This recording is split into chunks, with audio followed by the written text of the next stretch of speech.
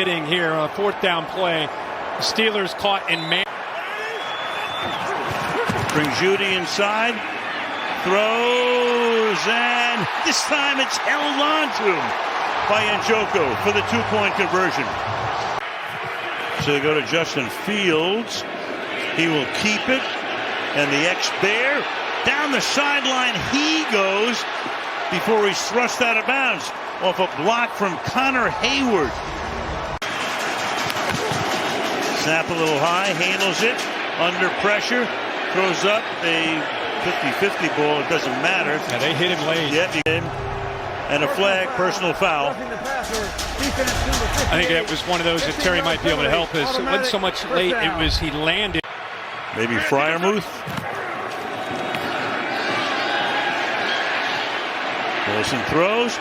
Here's Harris helping him out. And Harris